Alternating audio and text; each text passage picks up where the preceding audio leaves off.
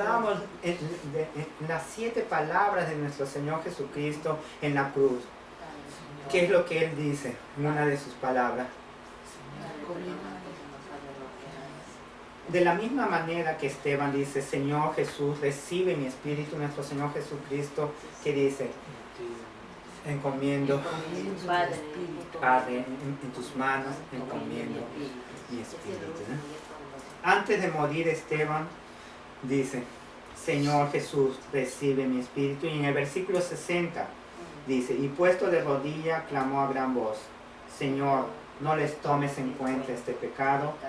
De la misma manera como mencionó nuestra hermana Miyoko, nuestro Señor Jesucristo en la cruz, cuando ha sido azotado, ha sido acusado falsamente, nuestro Señor Jesucristo está en la cruz. Aún las personas pasan y se burlan diciendo, tú que decías que destruirías el templo en 3 días, destruirías el templo y en 3 días lo edificaría. Baja de esa cruz y creeremos en ti. Pero lo decían no de corazón, lo decían burlonamente, burlándose de nuestro Señor Jesucristo. Mas asimismo las personas pasaban delante de Él y se burlaban de nuestro Señor Jesucristo. Mas nuestro Señor Jesucristo mostraba aún amor a esos pecadores diciendo, Señor, perdónalos porque no saben lo que hacen. Y ese mismo amor que Esteban muestra ante ese pueblo que aún rechaza la verdad, aún rechaza a nuestro Señor Jesucristo y aún están matándolo ilegalmente, porque todas las pruebas, todas las acusaciones que han presentado contra Esteban son falsas, han sido todas desbaratadas por todo lo que ha hablado Esteban en su discurso, en su sermón. Mas asimismo Esteban clama a Dios, no les tomes en cuenta este pecado. Y habiendo dicho esto, durmió. Esteban murió. El primer mártir de la iglesia primitiva. Esteban presenta la historia de Israel, presenta una prédica desbaratando todas las acusaciones. Él predica con la verdad. Él predica la verdad. Él predica a nuestro Señor Jesucristo, porque nuestro Señor Jesucristo es la verdad. Y por esa prédica Él muere. Él muere. El Sanedrín y el pueblo de Israel mata a Esteban. Lo mata ilegalmente. Mas sabemos que a partir de allí la iglesia es llevada más allá de las fronteras de Jerusalén y el Evangelio va a expandirse fuera de Jerusalén, en Samaria, en Judea y en todos los confines de la tierra. Hemos visto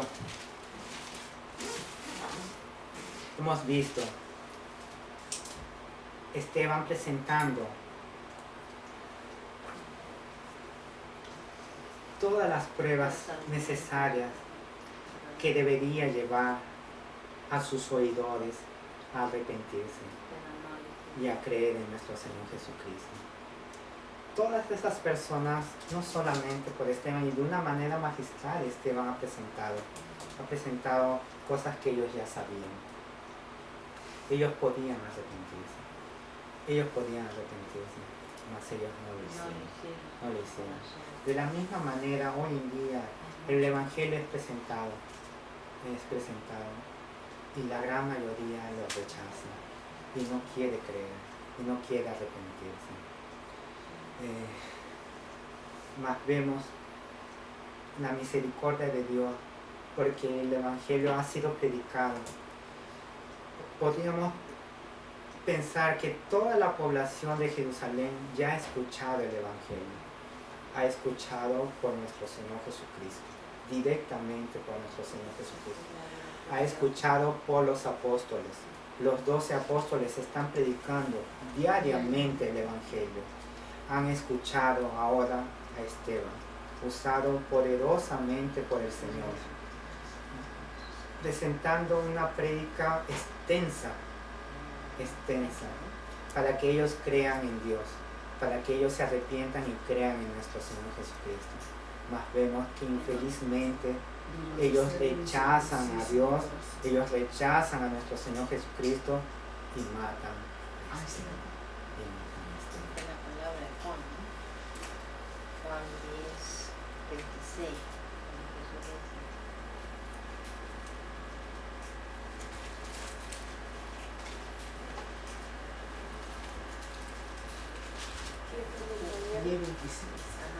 Pero vosotros no creéis porque no sois de mis ovejas como de 27. Si mis ovejas oyen mi voz, yo las conozco y me siguen. Sabemos que Todo lo que es hijo de Dios. sabemos, ahí vemos la soberanía de Dios. Sabemos que los que se arrepienten y creen en nuestro Señor Jesucristo son los elegidos de Dios, los que Dios eligió desde antes de la fundación del mundo. Mas ya hemos visto en otras semanas la soberanía de Dios y la responsabilidad del hombre. Ellos han sido expuestos. ¿Y de qué manera? Continuamente, por un largo periodo de tiempo. Y cada una de estas personas que rechazan a Dios, que rechazan a nuestro Señor Jesucristo, que rechazan el Evangelio, que rechazan la salvación que Dios ha proveído al mundo por medio de nuestro Señor Jesucristo, ellos todos responsables, totalmente responsables de su rechazo directo que están haciendo de lo que Dios ha proveído para todo aquel que se arrepiente.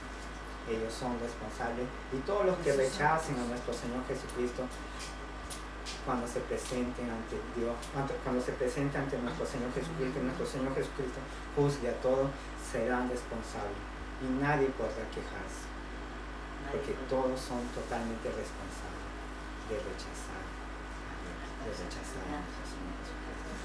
Y hay una similitud entre lo que ha vivido Esteban y lo que pasó con nuestro Señor Jesucristo. Por ejemplo, recordamos que nuestro Señor Jesucristo, lleno del Espíritu Santo, lo describe cuando es bautizado, ¿no? Esteban, lleno del Espíritu Santo. Nuestro Señor Jesucristo enfrentó a los líderes religiosos. Quienes persiguieron a nuestro Señor Jesucristo fueron, lo vimos en las semanas anteriores, ¿quiénes fueron? Los fariseos, los escribas, los religiosos de la época. Esteban también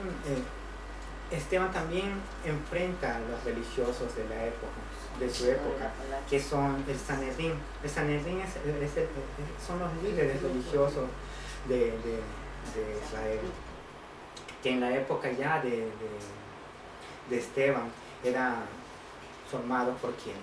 ¿Recuerdan por quiénes eran formados el Sanedrín?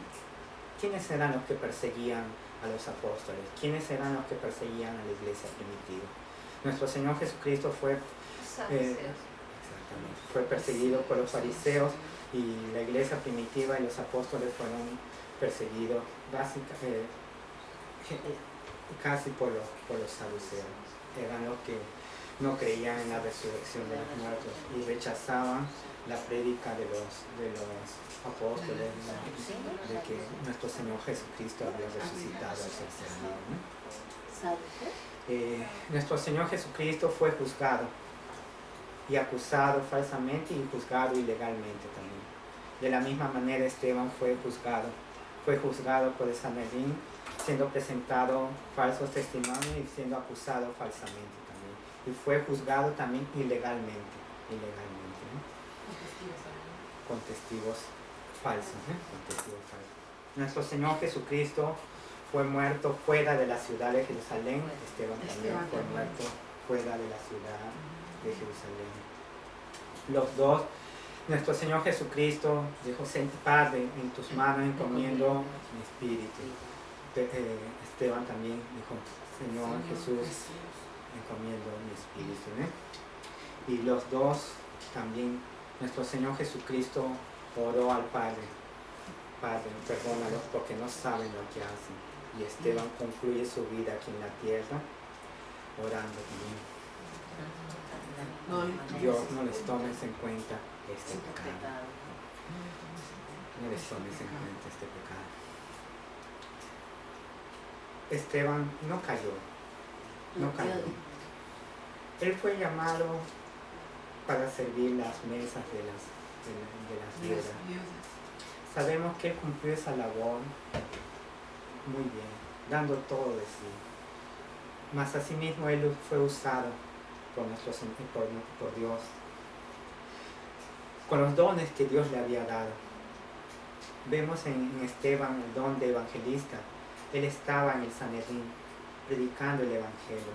Vemos cómo él presenta defensa del Evangelio ante el Sanedrín. Él presenta una apología. La apología es un discurso de defensa, ¿eh? En la Biblia lo conocemos la apología como la defensa de la palabra de Dios, defensa del Evangelio, ¿eh? La ciencia que estudia la apología es la ciencia apologética, ¿no? La ciencia que presenta la defensa del Evangelio, ¿no? La defensa de la palabra de Dios. Y es lo que Esteban ha presentado, desde un inicio hasta el final. Él ha mostrado el carácter de Dios, él ha mostrado el carácter de nuestro Señor de Jesucristo, porque ante las acusaciones que él tenía, que ante él se fueron presentados, él no perdió el control. Él no perdió el dominio propio. Es más, lo describe la palabra de Dios, que cuando ellos no miraban a los ojos, veían su rostro como un rostro de ángel, ¿no? Él mostraba mansedumbre de corazón. Él mostró humildad al llevar y no poner resistencia, al escuchar las falsas acusaciones y no perder el dominio propio, al tener paciencia a sí mismo de ser acusado falsamente. Él presentó pacientemente defensa con la palabra de Dios, punto tras punto, punto tras punto. Vemos que él era conocedor de la palabra de Dios. Él no vio el morir por Cristo como algo que era una pérdida, sino como una ganancia. Él dio su vida. Lo acusaron, presentó defensa y lo mataron.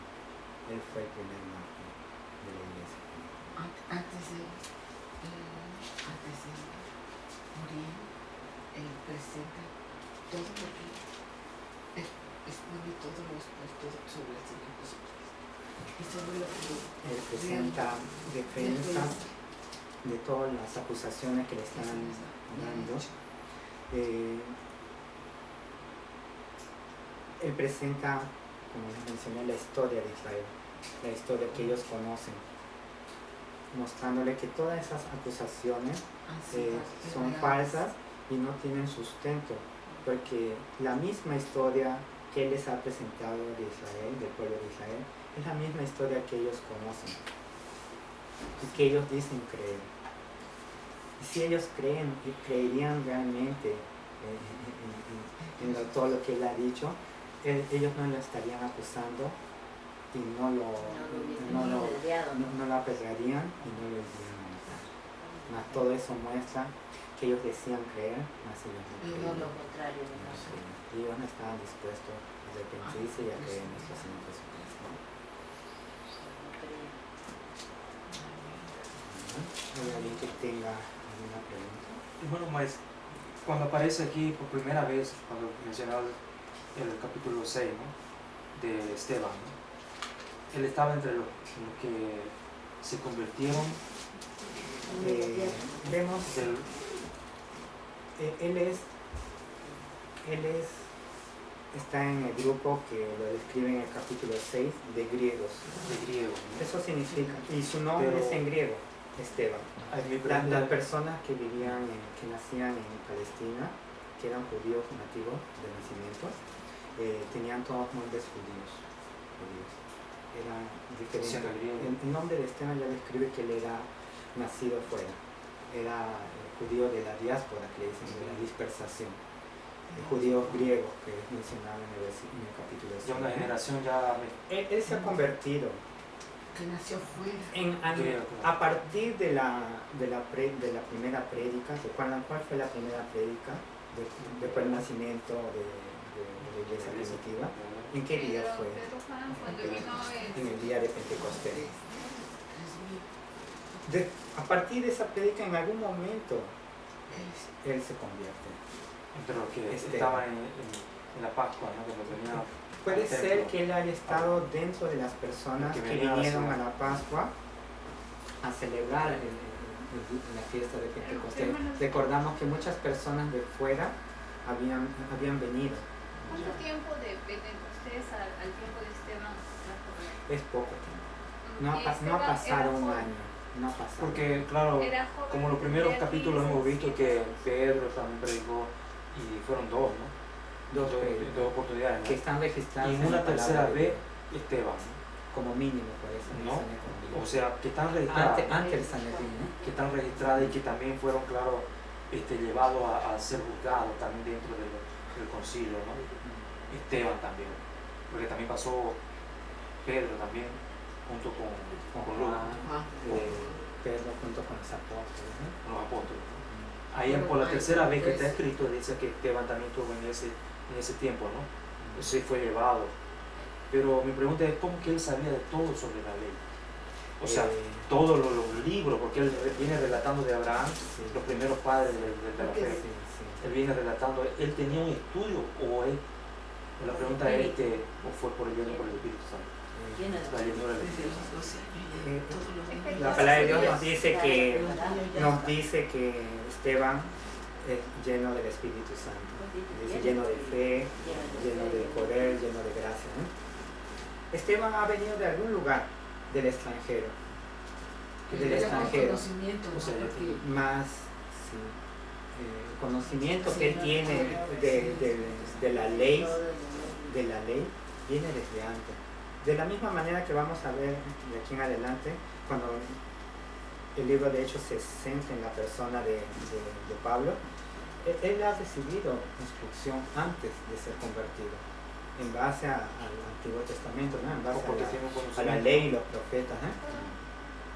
Justo en lo que estaba leyendo, es de que en la mayoría de los judíos griegos que nacieron fuera de Palestina, cuando la iglesia fue expandida, en los lugares donde habían muchos gentiles, eran ejemplos de la rectitud de la cultura, ¿no? De su fe, A sus de pueblos, su pueblo, de Dios, ¿no? De Jehová, ¿no? Representaban algo, MacArthur los llaman como los extraterrestres del mundo, porque realmente se mantenían, eran muy ejemplar, ¿no? Para todos, por eso que les llamaba la atención el modo y el estilo de vida que ellos llevaban, ¿no? Es una palabra para describir, ellos eran modalistas. Modalistas, y sus hijos eran He enseñados. recordado algo. Los judíos fueron dispersos en la dispersación, en la diáspora, ¿no? Y fueron a diferentes lugares. No se sabe exactamente de dónde que Esteban vino. Mas en todas las ciudades habían sinagogas. Había si no me equivoco, era como mínimo 10 varones judíos para poder formar una sinagoga. Y era allí donde ellos se reunían para estudiar la palabra de Dios y para adorar a Dios, ¿no? Probablemente Esteban, del lugar donde él vino, y él se reunía en una de esas sinagogas. Y es más, porque vemos que a dónde se va Esteban, dónde que empieza el debate en el capítulo 6. Él se encuentra en una sinagoga, lo dice en el versículo 9, la sinagoga llamada de los libertos.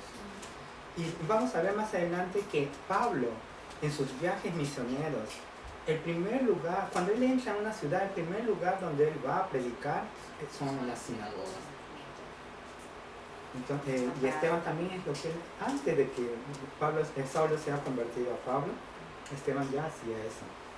Y probablemente Esteban, del lugar donde él venía, también había una sinagoga y es donde el lugar o de sus propios padres, ¿no? Ellos En el versículo desde 9 niños, del ¿no? capítulo 6. Desde que nacen son instruidos. Porque el conocimiento que él tiene, Por eso venía, o sea, ya venía Tienen el conocimiento por desde instrucción de sus niño venían padres. todos en conocimiento de que Dios y toda la ley y todo. Por eso que el Esteban, aquí, toda la ley se nos parecía paso Conocen el a paso. la mayoría de los judíos tenían conocimiento, más conocimiento que tiene Esteban es sorprendente. Porque estaba Es en lleno del detalle. Espíritu. Estaba En lleno detalle del sorprendente. ¿sí? Que gracias a Dios. Pero ya venía, como dice, ya él estaba lleno del Espíritu Santo, porque fue elegido para que sirvan también a la mesa de la vida. Los varones ya con tenían toda esa Los 7 Pero- que fueron escogidos Claro. para la iglesia en el capítulo 6 Busquen a esos. cumplieron los requisitos que los apóstoles habían dicho para que la iglesia escoja a esos varones, que deberían ser 7, deberían ser varones, deberían ser de buen testimonio y llenos del Espíritu, ¿no?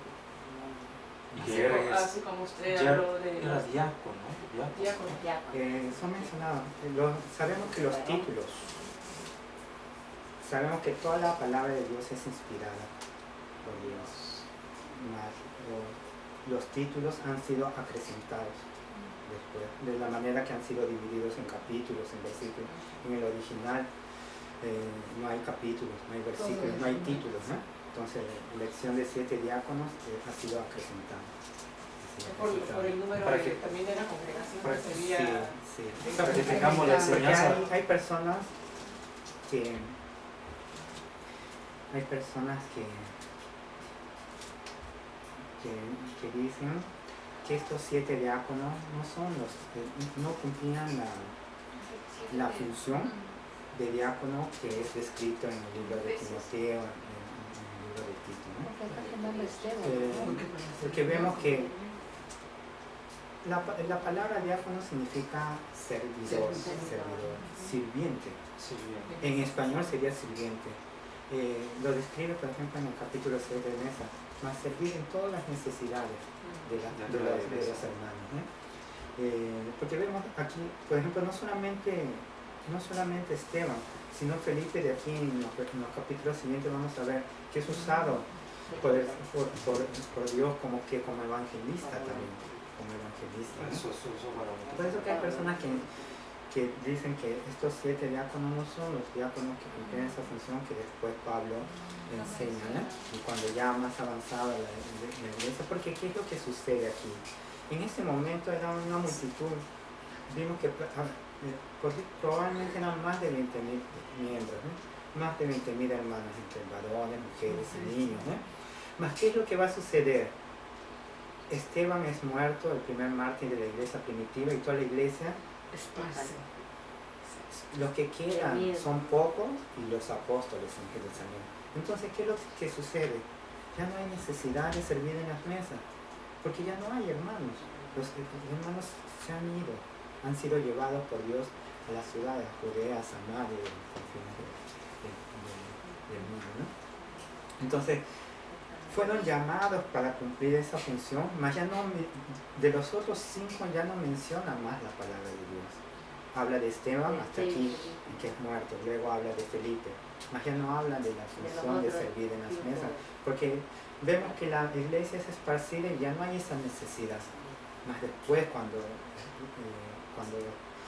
en el ministerio de Pablo, vemos que ya las iglesias no es solamente una iglesia, sino comienza a ser llevado por Dios a diferentes ciudades y son formadas iglesias. Él es un plantador de iglesias, ¿no?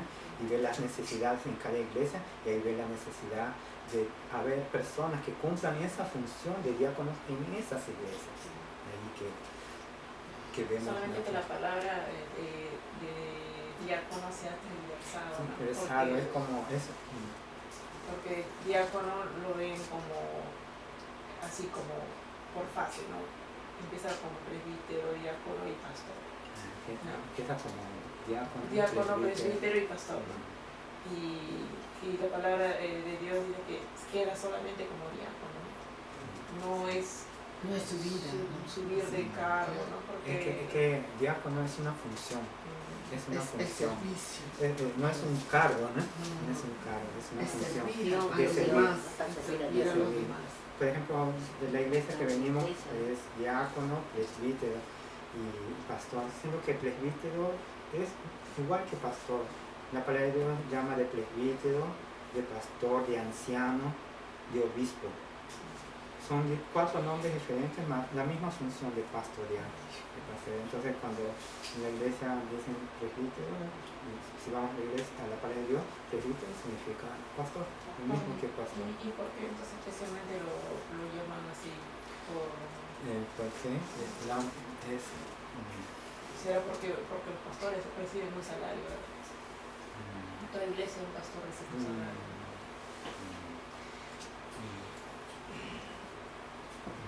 vamos a Esteban. Esteban, hay una pregunta para hablar de Esteban también. Porque no es Calma, hermano, estoy pensando. ¿Qué es la pregunta de la hermana? Es importante. porque si es así, ¿no? De ¿Qué hacen diácono, cargo? presbítero y Cuestan cargo, ¿no? pastor, ¿no? Hay iglesias. Es más, en esta temporada los diáconos también tienen un salario. Cosa que la Biblia no dice. No dice. Es Solamente más, ese pastor. hay diferencias. A tiempo entero, ¿no? Lo que sucede, por ejemplo, hoy en día, por ejemplo, lo que dijo la hermana, hay iglesias que son así. Hay iglesias que son gobernadas por diáconos. Son gobernadas por diáconos. Y los diáconos contratan a pastores. Hay un cuerpo de diáconos y dicen, vamos a contratar a un pastor. Lo llaman un tiempo y después contratan a otro. Más el gobierno de la iglesia sin los diáconos. Más sabemos que eso contradice la palabra de Dios. Está mal eso. Hay iglesias, como la hermana menciona, que el pastor recibe un sueldo y no es nada malo porque el obrero es digno de su salario. Si él está trabajando para Dios, es digno de su salario. No es nada malo. Y vemos un cuerpo de presbítero y un cuerpo de diácono, ¿no?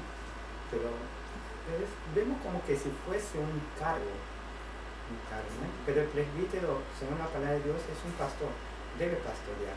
Entonces, si un pastor tiene presbítero, eso significa que debería ser un cuerpo de pastores para pastorear la iglesia. Es lo que sucede en muchas iglesias. Por ejemplo, en las iglesias reformadas que son grandes, tienen un cuerpo de pastores. La iglesia de MacArthur son centenas de pastores. Solamente que el pastor principal es MacArthur, ¿no? Mas tienen centenas de pastores y millares de diáconos. Pero, porque es por la cantidad de personas, ¿no? Cada pastor tiene un ministerio, ¿no? Digamos, ministerio de niños, ministerio de jóvenes, ministerio de hombres, de varones, de mujeres. ¿Qué infinidad de ministerios tendrán, ¿no? Por el crecimiento que da la iglesia. Hay diferentes Como cosas que están se haciendo dice, en el mundo. que el anciano es digno Del De su salario. salario. El obrero. La palabra de Dios dice que el obrero es digno de su salario. Es digno. No, es el que pastorea. Y el pastor es un obrero porque hace la obra de Dios. Cuando nuestro Señor Jesucristo dice que el obrero es digno de su salario, está refiriéndose al que hace la obra de Dios, ¿no? Porque después, Y también creo que después dice aquel que coloca la mano en su alado y mira, ¿sabes? Digno, ¿no? Porque está hablando de que hace la obra de Dios. Timoteo dice el rey del anciano que es digno del salario, que es digno de toda cosa que le llega a él, ¿no? Y vamos a ver también el libro de Hechos que las iglesias dan ofrendas, ¿eh? Y vamos a ver que Pablo recibe esas ofrendas, asimismo que él tiene un trabajo, más recibe ofrendas para la iglesia, para llevar a determinada iglesia, y vemos que él recibe también ofrendas para su mantenimiento. El pastor debe de recibir un salario, debe. Si el pastor trabaja a tiempo completo, porque la palabra de Dios lo dice. En el Antiguo Testamento también recibían claro porque En el Antiguo Testamento, del templo, ¿no? el templo, las personas daban ofrendas. Claro, no era Y parte de esa ofrenda era en bienes, en alimentos. Y todo eso estaba a cargo del sumo sacerdote. Los levitas, ¿no? El sumo sacerdote, los levitas, ¿no? Y la cabeza de los levitas era el sumo sacerdote, ¿no? Él recibía, él era mantenida, porque inclusive no solamente el sumo sacerdote, sino todos los levitas debían ser mantenidos, porque ellos no podían tener propiedades y las demás, desde un comienzo las demás tribus deberían de proveerles la palabra, ¿no? Y solamente que en el transcurso del tiempo eso cambió, ¿no?